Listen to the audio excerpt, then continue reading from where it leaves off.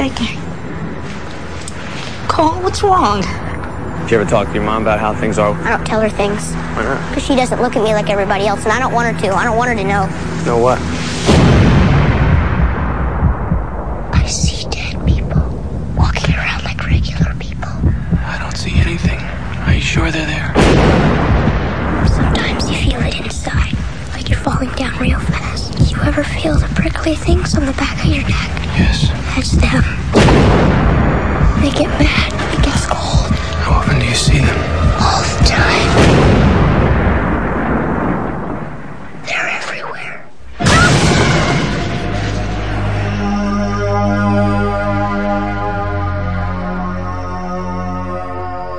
They want me to do things for them.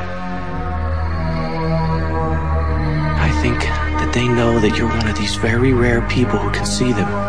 So you need to help them. What if they don't want to help? I don't think that's the way it works. How do you know for sure?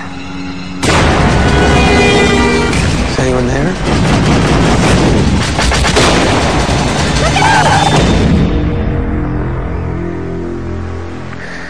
Please make them leave. I'm working on it.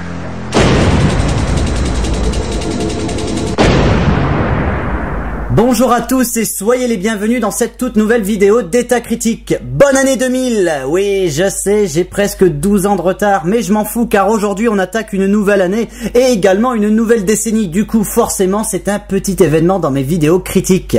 Donc, après avoir survolé une partie de l'année 1998 ainsi que l'année 1999, nous voilà repartis pour une volée de critiques sur les gros films qui ont fait l'année 2000. Si tout va bien, normalement, je parlerai de 44 films importants sortis cette année-là. Il y aura des films de tous les genres, il y aura du chef-d'œuvre, de la bonne grosse bousasse, du film d'animation, du film français, du film européen. Enfin, me diront ceux qui s'inquiètent de ne voir que des critiques de films hollywoodiens dans ma liste de vidéos. Également du film d'horreur, du film de science-fiction et aussi du film pornographique. Mais je ne vous en dis pas plus. Aujourd'hui, nous allons débuter l'an 2000 sur l'un des meilleurs films de cette année-là, voire même l'un des meilleurs films de la décennie, histoire de bien redémarrer la machine après une fin 99 assez bof avec cette connerie de fin des temps. Aujourd'hui au programme donc l'événement surprise de cette année 2000 qui permit à son réalisateur d'être considéré à l'époque comme le nouveau Steven Spielberg, ce qui évidemment deviendra une dénomination foireuse au vu de la carrière qu'il aura ensuite. Je veux bien évidemment parler de Sixième Sens, sorti en France le 5 janvier 2000 et réalisé par M. Night Shyamalan, qui à l'époque n'a qu'un seul long métrage à son actif, Éveil à la vie, sorti en 1998, qui fut un échec très important avec des recettes s'élevant à moins d'1/10 du budget, c'est dire la gueule de l'échec. Au casting, nous pouvons retrouver Bruce Willis et Haley Joel Osment dans les deux rôles principaux. Le premier marque avec ce film un vrai tournant dans sa carrière après une décennie d'actionneurs où il jouait des héros mythiques sauveurs de l'humanité. Ici, il créera la surprise de par sa performance à la fois anti-héroïque et dans la retenue. Mais c'est surtout le second, Haley Joel Osment, qui sera la vraie révélation du film. L'acteur âgé de 12 ans à l'époque obtiendra une nomination aux Oscars pour son interprétation du jeune Cole, le petit garçon qui voit des morts, et deviendra ainsi la nouvelle coqueluche d'Hollywood. Au casting également, nous pouvons retrouver Olivia Williams, Toni Collette et Donnie Wahlberg, le frère de Mark. Sans transition, de quoi parle notre film du jour? L'histoire s'intéresse à un petit garçon, Cole, âgé de 9 ans, qui a un secret qui le hante depuis sa naissance. Ce petit garçon voit en effet des personnes décédées aller et venir autour de lui, ce qui le terrorise au quotidien et l'empêche de vivre normalement. Alors qu'il maintenait son secret bien enfermé, un jour il rencontre Malcolm Crowe, joué par Bruce Willis, un psychologue, et décide de lui en faire part. Les deux vont donc tenter de percer le secret de la faculté qu'a le petit garçon et tenter ainsi d'y remédier. Seulement leurs recherches vont les mener vers un twist final assez inattendu. Alors avant d'émettre une critique de ce film, rappelons que Sixième Sens, à sa sortie, va connaître un succès phénoménal. Le film rapportera 670 millions de dollars de recettes avec un budget de seulement 40 millions de dollars à la base. Il aura également 6 nominations aux Oscars et verra la carrière de M. Night Shyamalan connaître un bond en avant, sachant qu'en plus la même année, il réalise le magistral Incassable. De fait, Shyamalan deviendra une valeur sûre pendant quelques années en s'entretenant avec des films comme Signe ou Le Village, avant de connaître un revers ultra violent, la jeune fille de l'eau, qui bazardera sa crédibilité. Phénomène, son film suivant, sorti en 2008, connaîtra également de mauvaises critiques. Son dernier film en date, Le Dernier Maître de l'air, a laissé des impressions mitigées. Aujourd'hui, il est désormais loin le temps du succès de Sixième Sens pour Shyamalan. Les clés de ce succès reposent en majeure partie sur le scénario parfaitement rodé de ce long métrage. Celui qui n'a jamais vu Sixième Sens, qui l'observe la première fois d'un air assez innocent, qui se laisse prendre au jeu de l'histoire, sera forcément ébahi par la révélation finale qui constitue tout l'intérêt du film d'un point de vue scénaristique. Alors même si Shyamalan n'a rien inventé, ce n'est pas lui qui a créé le twist final, il faut avouer que le bonhomme arrive à distiller une ambiance feutrée et empreinte d'un mystère assez dense qui nous permet de nous laisser prendre au jeu du film avant de prendre en pleine tête ce retournement de situation inattendu. De fait, ce qui frappe aux yeux lorsqu'on découvre Sixième Sens la toute première fois, c'est la qualité du scénario, la montée en puissance de celui-ci avant l'explosion finale, et également la réalisation inspirée du metteur en scène construite autour de cette histoire. Pour une première vision, Sixième Sens est un film qui peut épater, susciter l'admiration, seulement le risque, pour une histoire qui laisse reposer sa force sur son twist final, c'est de ne plus être intéressant à observer de nouveau par la suite.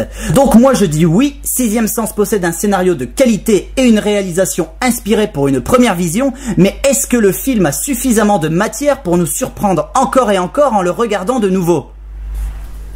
La réponse est oui, et c'est tout cet aspect qui fait de Sixième Sens un grand film et pas seulement son twist final. Beaucoup diront que le film de Shyamalan est un vrai faux chef-d'œuvre parce qu'il donne l'illusion d'être un grand film alors qu'en fait il ne tient pas la distance quand on l'observe avec recul. Moi je suis désolé mais quand j'ai redécouvert Sixième Sens, même en sachant vers quoi le scénario allait me mener, j'ai été ébahi par tout ce que je n'avais pas forcément noté lors du premier visionnage. On est d'accord, le point d'orgue du film c'est son final. Néanmoins il faut noter que le développement de l'intrigue met en lumière la qualité de la progression dramatique de l'œuvre. Shyamalan a su prendre son sujet par les bons bouts et plutôt que de céder à l'utilisation d'effets tape à l'œil, le réalisateur nous dépeint avec subtilité et finesse les troubles auxquels est exposé le jeune Cole. Shyamalan nous fait pénétrer avec cette sensibilité très délicate, aidée notamment par une musique magistrale signée James Newton Howard, dans l'univers du petit garçon. De fait, au fur et à mesure que le film avance, les perceptions sensorielles de Cole deviennent les nôtres, et lorsque l'on observe ça, après avoir déjà vu le film, le twist final passe finalement au second plan. Au niveau des interprétations, Shyamalan a su mener ses acteurs vers des performances à la fois posées et intenses. Les deux acteurs principaux, Bruce Willis et Haley Joel Osment, s'en sortent à merveille. Bruce Willis, qui ne nous avait pas habitués à cette facette dans son jeu d'acteur, signe ici l'une des meilleures performances de toute sa carrière. Il interprète un psychologue désemparé après un drame avec l'un de ses patients. Son jeu est dans la retenue et la finesse. Bruce Willis survole le film avec brio, livrant une performance à la fois fantomatique et profondément intense. Le choix du mot fantomatique n'étant pas choisi au hasard. S'il avait été le seul acteur du film, son interprétation aurait sans doute laissé plus de marques. Seulement à côté, il y a Haley Joel Osment. Et là, waouh! Observer un jeune garçon véhiculer autant d'émotions devant la caméra, observer ce petit homme de 12 ans à l'époque proposer un jeu aussi puissant et magique à travers son regard, ses gestes, ses paroles, ça relève tout simplement du génie. Et ça, Shyamalan a parfaitement su le capter. Du coup, moi, rien qu'en observant ce petit bonhomme évoluer devant une caméra maîtrisée, je ne peux être qu'ébahi. Et encore une fois, le twist final passe au second plan. En conclusion, Sixième Sens est un film magistral, porté par un scénario exceptionnel, surprenant, regorgé de mystères et de secrets. Ceux qui essaieront de vous convaincre que le film n'a de force que sa révélation finale, dites-leur de ne pas oublier que pour créer un twist final de qualité, il faut forcément un développement en acier. Et ici, les éléments sont réunis pour constituer une intrigue qui, sur la longueur, est parfaitement huilée. Un soin particulier a été apporté à l'esthétique, à la caractérisation des personnages, au déroulement de l'intrigue. M. Night Shyamalan a su capter l'attention sans faire dans l'artifice gras et outrancier, juste en posant une caméra sincère et intelligente. Et ça, de nos jours, c'est quelque chose qui se fait de plus en plus rare. Donc moi, je dis Sixième Sens, c'est un très grand film qu'il faut absolument que vous voyez ou que vous revoyez. Voilà, donc sur ces mots, je vous donne rendez-vous pour une prochaine critique en direct de Bangkok. Oui, car j'ai décidé de prendre quelques jours de vacances en Thaïlande. C'est ça aussi la magie d'internet. Je vous dis donc bye bye, allez au cinéma et à la prochaine.